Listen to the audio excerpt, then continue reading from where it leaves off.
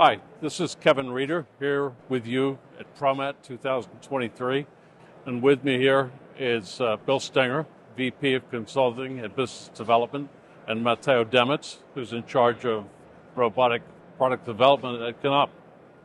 And we're just going to have a conversation, talk a little bit about robotics as it's deployed today in the North American market.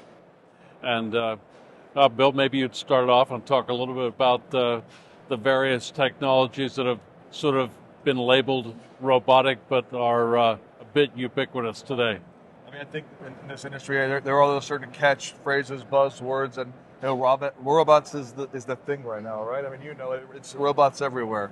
Everything feels like it's kind of a robot, but I think there's very clear lines of demarcation between what is a robot and what type of robots there are. You have the mobile robotics, you have the each picking robot, the palletizing robotics. I mean, you're the robot, product owner. How do you feel the definition of robotics is today, and how would you better define it as the subject matter expert? I'm curious. So I believe the definition of robotics here on the American continent is much broader than, for example, in Europe, where we see really robotic applications as being technologies using robotic arms. So here the definition is much broader. We would have robots taking care of all types of processes, storage and retrieval, conveying, picking, palletizing, depalletization, right? So we'd have a lot more of these. But I feel like this topic has become really, really big in the industry. We can see it here at ProMat this year. We've seen it also at Modex last year. Robotic solutions are all over because they are an enabler. Yeah. So what were you, Bill, I know you're discussing a lot with our customers. So what type of challenges did they mention to you lately, like during the last year since Modex? Well, I think that the pandemic has, without question, shed a huge light on the labor topic. We all know that the labor challenge is here with approximately 10 million open jobs. I don't think it's going to get any easier as the baby boomers are moving out of the workforce. The population is not, say, replenishing at the same rate. Automation will become more and more relevant, and robotics will play a much clearer role in the future supply chains, in my opinion. I also think, too, that we as consumers, we are demanding things faster, cheaper, more conveniently, and with that lacking labor force, so to speak, I think robots offer this way to increase productivity, not necessarily just by having more picks and things, but rather those robots running on their third shift or running overnight, being able to do consolidation, some of those tasks that would allow for that first shift to come on and really hit the ground running for the day. And absolutely, I believe also to make sure that our customers can keep supplying their own customers, right? So business continuity, it might not be a challenge right now, but it will for certain in future, right?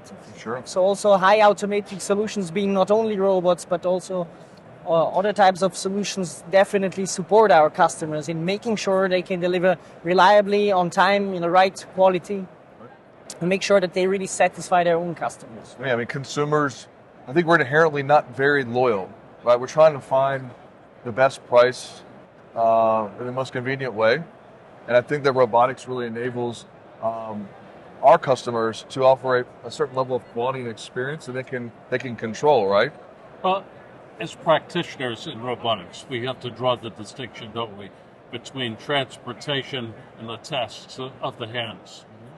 Matteo is very focused in his group around the tasks of the hands. And we also are addressing transportation issues with AMRs and automated robotic vehicles, and we're trying to do the same thing. And the words have gotten a little muddy, haven't they, in terms of robotics?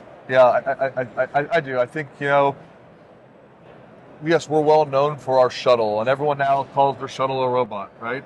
And in principle, it kind of is, right? Especially when we talk about like our two-dimensional robot. We're level bound, but we're not aisle bound, and it's kind of like going up and down the aisles of a warehouse, right?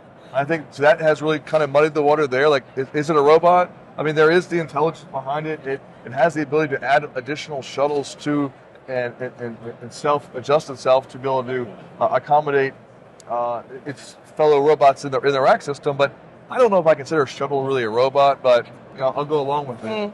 Well, at least I believe the open shuttle version that we have is, right? So open as it would move in an open space freely. So it comes with all kinds of sensors to find its way in an intelligent way to interact with the surroundings. Yep. So in my opinion, this goes a little bit more towards the discussion of being really a robotic solution. Yeah, and I agree. And I think that open shuttle, that AMR technology is really powerful, particularly when you have a brownfield environment. We know that warehouses in North America are largely manual, and there's a limited availability of real estate. So being able to repurpose those existing real estate assets and deploy automation is a very valuable proposition, I think, for supply chains. The AMR. What's beautiful for me in my particular applications in previous projects, conveyor and conveyability is typically very rigid, and you have to avoid columns and collisions, and the AMR eliminates that inflexibility, right? And I think that's a very valuable proposition, particularly in a brownfield when you can't build around automation. How do you guys feel about the newest technology around swarm robotics or swarm intelligence, and the idea of building these networks that can operate without traditional guide paths? Well, it allows our customers to be more flexible and to build scalable solutions together with us. So we'd like to grow together with our customers. So kicking off with a low level of automation, making sure we add robots step by step to enlarge the swarm and grow really with our customers' business, so we can be the perfect partner to go on this journey together with them, right? So I believe on the customer side, that's the biggest advantage. You can really scale the solution as you go and so tailor you it to see your business. an AMR is a very flexible solution from a board perspective that can grow with the customers.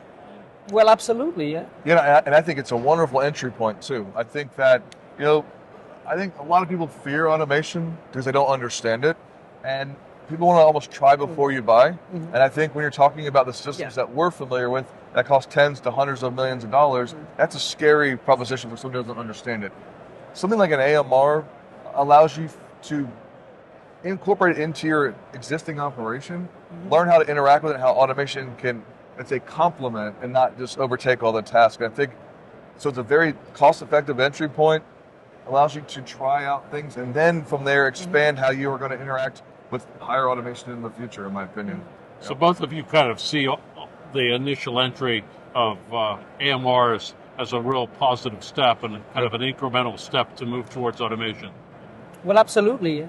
Especially here, as I feel, so being from Europe, from overseas, we have a lot of warehousing solutions which are already on a intermediate level of automation, whereas here in the US, we believe that there is a lot of opportunity for our customers to bring in automation to, make sure they have more efficient processes. And so definitely the AMR technology is one enabling a step into this other approach of solving logistical challenges. Absolutely. But I think there's one thing that we're not talking about right now, and that is the robots are great and everything, but without the software, the interconnected software and everything that is powering those robots, you really just have a big paperweight, right? So I think that I know from the Knapp organization's perspective, there's such a heavy focus on the interconnected intelligent software behind the robots that are driving the holistic solution. I think that you cannot dismiss and ignore how important that topic is.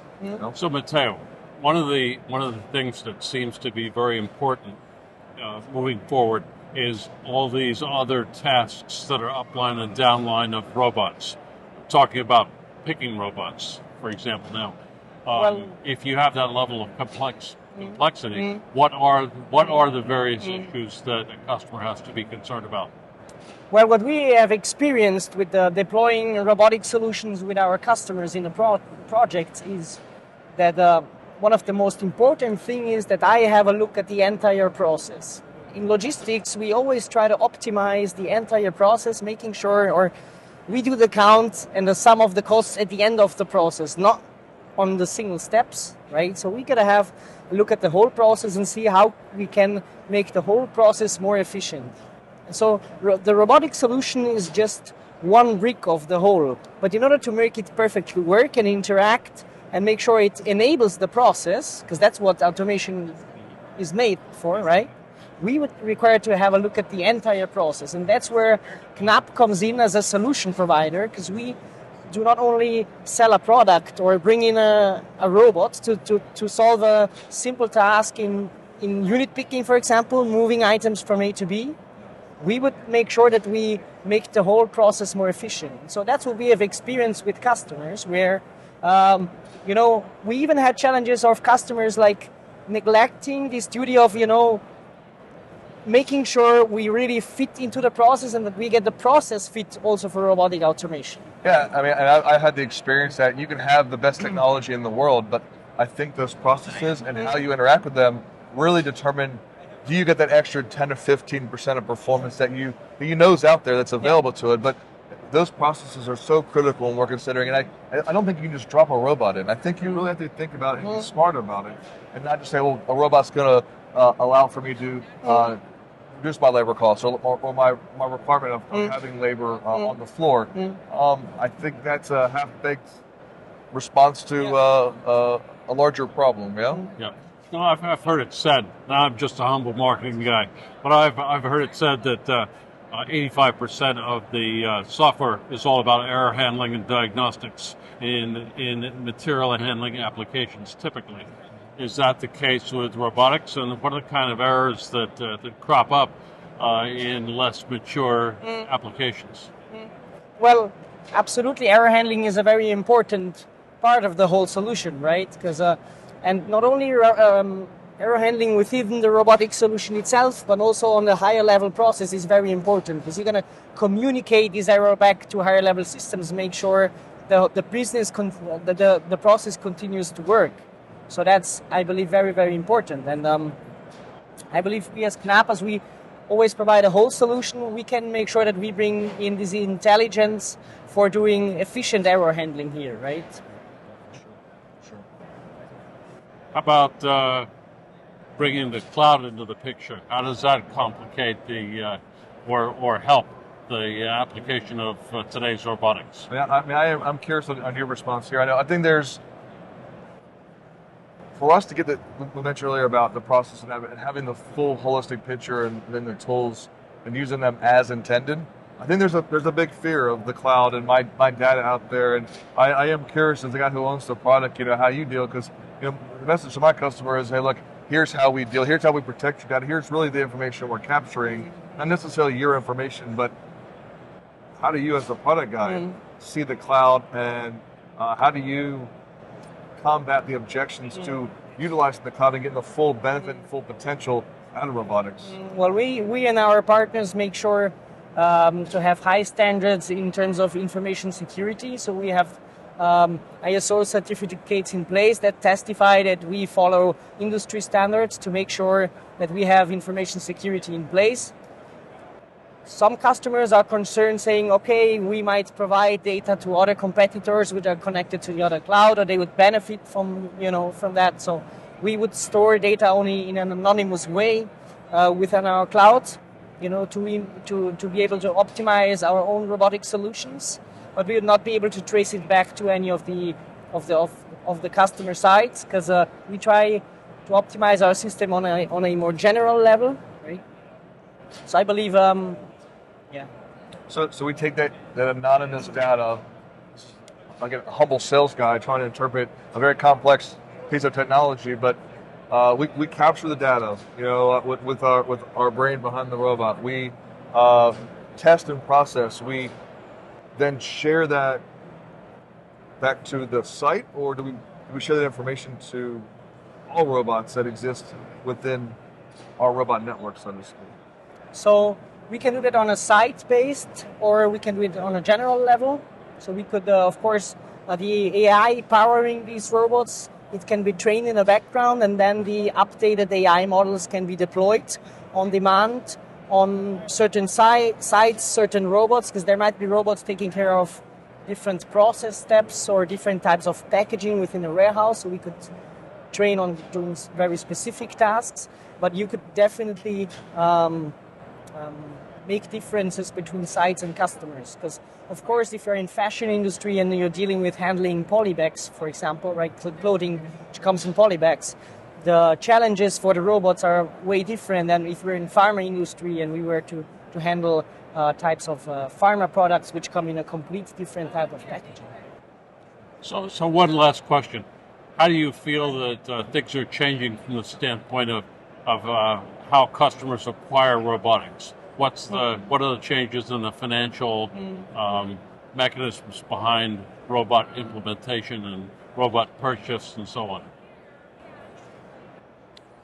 I think it varies. I think that what I see, the larger firms that have the capital, I think prefer to acquire the assets with cash. There are the smaller organizations. I think that this robot as a service is very attractive, with is a minimal financial impact out of the gates. I would imagine it's probably very similar in the European and Asian markets as well. I don't know how you. Well, the European, I believe these license-based models and robotics as a service models, they are kind of originating from the American market, like not only speaking about automation, but also from other businesses. So kind of swept over to Europe, and like people in my mind are a bit more, shall I say, conservative in this kind of way over there in Europe. So people are used to buy to really double think about their investments, right? Making the upfront investments, making sure they own the machine, and then they would, so they would have a different approach to invest in automation over there. But we have seen, a lot of these new price models coming in to making it easier for people to make the first step, trust the technology, make their own experiences with it, and hopefully become friends then sometime. Right? So you think it's kind of built around a couple of issues: how strong the balance sheet is, and on one hand, and on the other hand, do they have maturity and confidence in their robotic suppliers to enable them to move forward, and would they proceed on with a weaker balance sheet on a different basis? I wouldn't even say balance sheet. I think in a cash position. I think that what the capital they have. I think you're still going to have the investment even if you had a weaker balance sheet. For instance, because you're struggling with labor and e-commerce and availability and rapid fulfillment topics. But I think it's certain people have the philosophy of in a traditional robot as a service model, I'm going to be paying for the asset 2 or 3 times over, me just paying cash. So I might as well just pay the extra money up front now and get the benefits in a much faster rate. Oh, absolutely, yeah. Sounds good. Thanks, guys, very much. And thank you, everyone, for being here for our robotics side.